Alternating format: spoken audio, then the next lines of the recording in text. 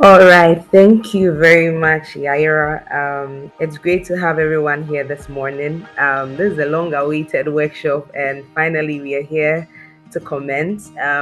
So, first off, I'd just like to talk about visa a little bit, just so some of us can have a fair idea of what visa is.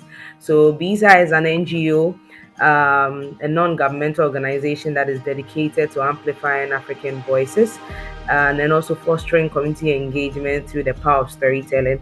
Our vision and our goal is that in years to come, we'll become that leading platform that, should you want to know anything about Africa, we are the go-to avenue to get all of those indigenous stories and indigenous knowledge unfiltered.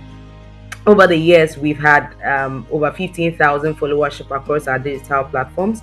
We've covered over 100 stories. And considering how BISA works, we do more of community engagement, we do youth capacity building. We currently have about 41 ambassadors across Africa who have been assisting with collection of stories. And so, for you in Botswana, we have ambassadors, and you in Ghana, we also have ambassadors over there. Now, this morning, I am going to just speak on why the zero waste story. So, considering what BISA does, we did realize that over the years, there are a lot of Africans working on some great innovative ideas and innovative, should I say, some great innovations across Africa, but unfortunately, they are not seen. And so we realized that there's a bit of a communication gap and a visibility gap with regards to some zero waste initiatives or most of these sustainable initiatives across board. And so that was what spearheaded this conversation, why we need to assist Africans in ensuring that, yes, we're doing some great stuff, but how do we present it? It's like when you're going to buy food. The food may be delicious, but if the packaging is not good, it has a way of turning it down or making it not appealing anymore. And so the Zero Waste Initiative is here to bring that assistance, to bring that aid to our Africans, gather insights from you. So the goal of the project is that we're going to gather insights from you. We do not want to give you what you do not need. And so we're gathering insights from you to know what your challenges are. What is it that is making it hard for you to, properly communicate or have your impact narratives out there as it should, and then also understand give you an understanding on storytelling and also digital outreach. We know the world we're in today, it's more digital now. You may not have the opportunity to meet people every day one-on-one, but you have the opportunity of a digital platform that makes you spread your word across without even having to meet specific people. And so that is one of the goals of the Zero Waste Initiative. And then the final goal is that, okay, we're going to co-create a solution. We're going to help bridge that gap, help build your storytelling capacity, help enhance your digital marketing skills, so that now, after you've been able to put together a very good story, you can be able to make it very marketable as well across Ghana, Uganda, and Botswana, because these are our pilot areas. The goal is that at the end of this, should this project be successful, we'll have a very good blueprint to replicate this across board. And so this is why we are here, and we expect that everyone will participate and ensure that their skills are enhanced so that they can move their impact narrative from one level to the next level, that they will be able to be seen and spotlighted amongst global conversations. So, to storytelling, right? I believe we've all heard stories before. And I mean, there are a lot of things that we have lived by that was as a result of stories. So, growing up, one thing I heard, when you're taking your bath, you don't talk. It was a whole story that we were told, why we should not talk. And they give a whole background on how someone, what's the name? They just wanted to communicate that you can get choked. I think another story I heard was that you don't whisper in the night. And then it was a whole story with the ghost coming for the person, and just to bring some relatability to it and have some impact on our emotions. They wanted to communicate a particular message that said that at night, don't disturb people. So storytelling has been part of us, has been part of our culture, has been one way that we as Africans have been able to pass culture, have been able to keep certain memories, have been able to present certain wisdom that we have been able to sustain right up till now. And I would say that it's a universal language. In every culture, there's a story, there's something to say. And so, whether it's something small that has happened or something big that happened to you, anytime you want to share it, you end up saying it in a story. It has a beginning, it has a middle, and it has an end, and it has a purpose. There's a reason behind what you're saying. So if we're bringing it to our context now, we are saying that regardless of whatever you're doing, there's a story to it.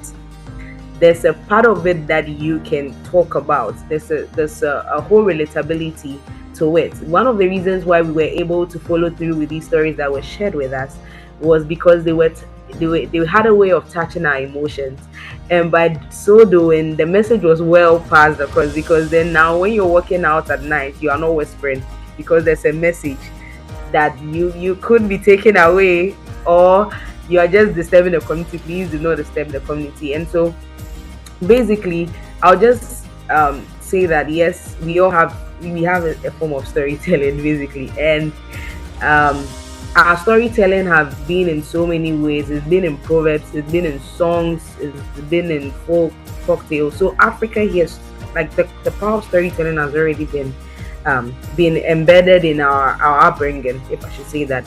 It's been one way we've preserved our identity. It's been one way we've been able to bridge generational gaps. Some of the things we say today, maybe it was your mother that told you, but your mother was also told by the grandmother. The grandmother was told by the great grandmother, and by the time you realize, the message has been passed across through generations, through stories, just by that should tell you how powerful stories are. And we've been able to inspire certain community actions through storytelling. Now, in our world today, we've seen how storytelling has been a source of education in our school system. We've had books that have narrated certain key topics in forms of stories to help us learn. We've seen how in the health sector, we've seen how governance and activism, we've seen how storytelling has played this role in policy making. We've seen how now we've been able to translate data into more, proven or more evidential approaches that have been able to communicate what we have been heralding the whole time. And please, can we go to the next slide? So that is why for us here at BISA, we say that looking at this project, one way you can help yourself with regards to your project is capitalize on storytelling. Data is powerful, but data without a story behind it is futile. It becomes very distant. It becomes very far fetched. You're not able to relate with it. Should I tell you that, oh, we have 155 people dying from this and that? It sounds very far fetched. But if I told you that, can you realize that the bottle you've been throwing about has been breeding mosquitoes behind you immediately realize that, okay, I'm also contributing. It gives a form of relatability to the story. And so we are attaching storytelling to data so that we can move people to make certain impactful decisions. We believe that also with storytelling, certain heroes, certain change makers could be spotlighted. People that are doing some great stuff will come in the limelight in telling the story, because then if you go on the field and you find out that this person is doing a great stuff, you want to hear from them. Their voices are heard directly.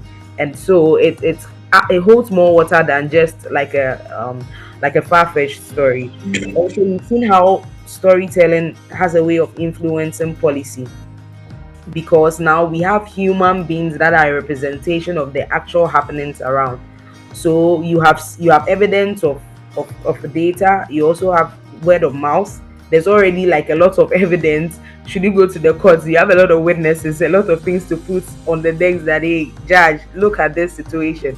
This person has spoken, that person has spoken on this particular situation, and by this we are able to make our voice louder and bigger on the subject matter. So, you as a participant or a contributor, or playing your role as a storyteller, we are going to help you ensure that, yes, with what you're doing, like your communities can see that this is like an everyday action that is valuable. That is to say, if you're heralding a zero waste initiative, the community begins to be a part of the story, and then they can see that, okay, hey, my decisions are also influencing or impacting the zero waste initiative.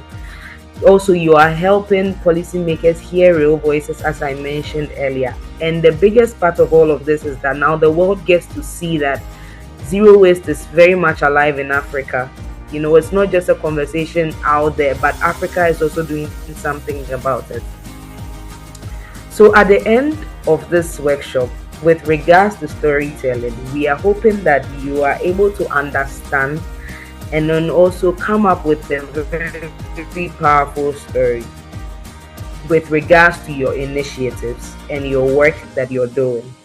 We will also help you identify and repackage your zero waste stories. So, like I gave the initial example, that if I was going to buy food and the food was delicious, was smelling good, but I came to find out that how it was presented to me wasn't it. It has a way of deterring me from patronizing it. And so, with this initiative, we are going to assist you in repackaging your stories and telling it how it's appealing to your various audiences, whether funders, whether the global platforms. Yes, this initiative will help with that. This here as well, we'll be using storytelling as a tool for advocacy, education, and behavior changes.